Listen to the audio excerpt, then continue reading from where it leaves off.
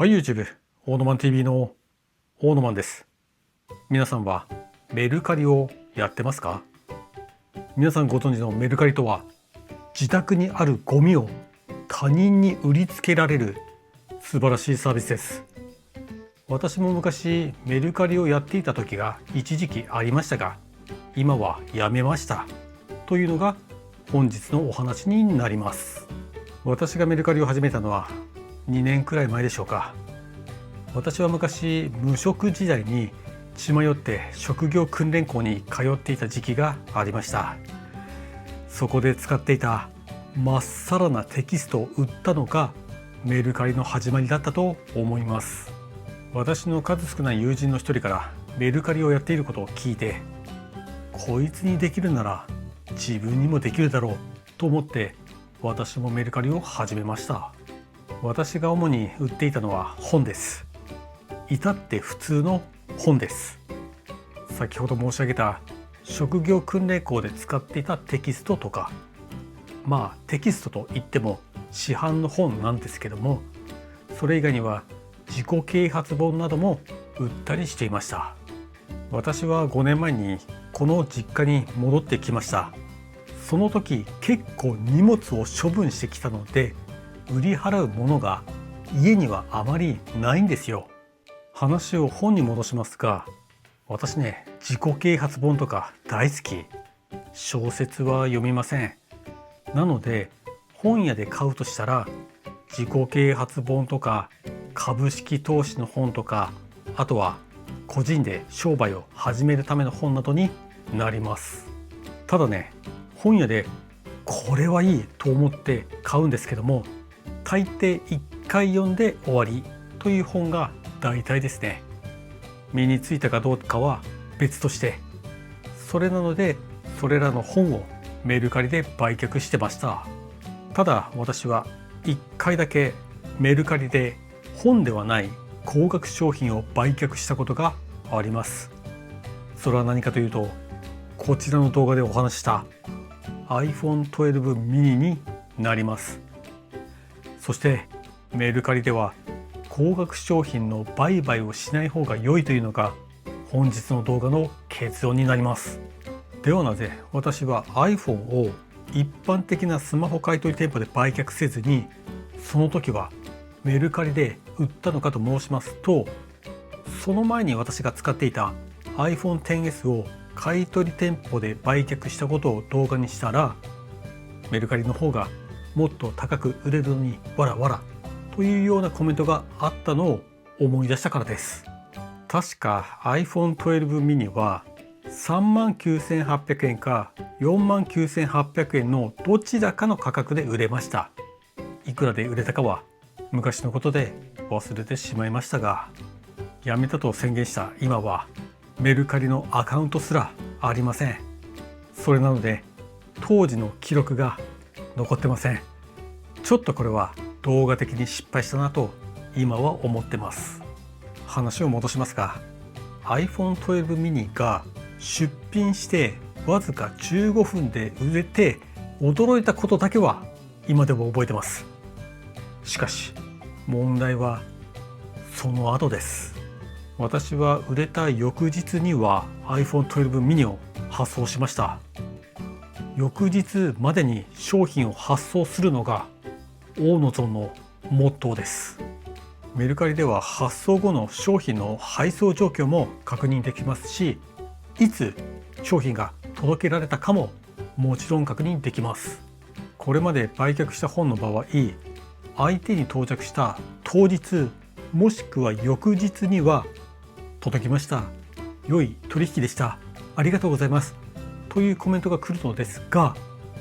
その iPhone 12 mini に関しては明らかに到着しているのに取引が完了しないんですよ。メルカリでは購入者が受け取り評価をクリックしないと取引が完了せず、代金が入金されないのであります。もうメルカリはやっていないので今は雰囲気で話してます。間違ってたらすみません。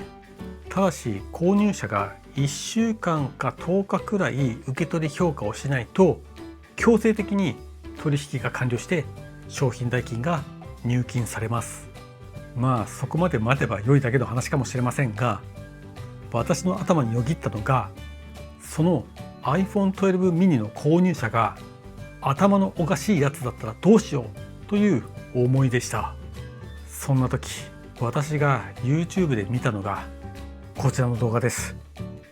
こちらの方はメルカリで Wi-Fi ルーターを売却しました。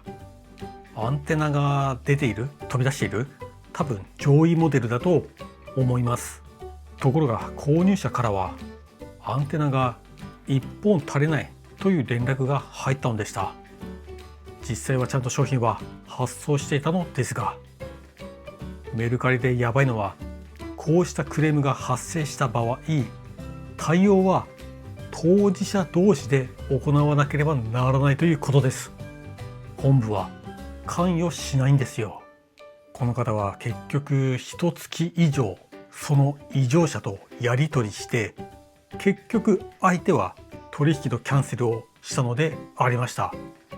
お金はもちろん返金し、家に戻ってきた Wi-Fi ルーターは梱包がめちゃくちゃ。信じられますか？気になる方はこちらの動画をご覧ください。私がメルカリを辞めてから1年くらいになりますが、今現在メルカリ本社のクレームに対する対応がどうなったかは分かりませんが、確か Yahoo フリマだったでしょうか。ゴールド会員ならクレームは本部が対応という CM を見た記憶があります。つまり裏を返せば、一般会員はクレームは自分で対応してねということになります。話を私の iPhone 12 mini に戻しますと、その受け取った相手が iPhone をわざと床に叩き落としたりして、壊れてます、返金してくださいと言ってこないかどうか、私はドキドキしていたのでありました。結局1週間くらいして取引が完了しました。ただ取引ありがとうございますというようなコメントはありませんでした。まあ機械物だから動作確認のため評価は1週間待ってくださいとかメッセージくれたらいいじゃないですか。そう思いませんか？はっきり言ってメルカリ利用者の民度は低いと思います。例えるならどこかの国の国民と同レベルです。多分今回の iPhone 15もメルカリで売れば買い取り価格よりもっと高く売れたと思います。でもその取引で受けるストレスを考えたら、多少安くても買い取り店舗で売却する方が良いと私は思ったのでありました。下手な話、私が買い取り店に引き渡した iPhone がもしその後すぐ故障して文句をお店から言われたとしても、もう私には責任はないのです。だからもしメルカリで売買するとしたら、そこまで重要ではないもの、何かあってもそれほどダメージの大きくないものにした方が賢明だと私は思います。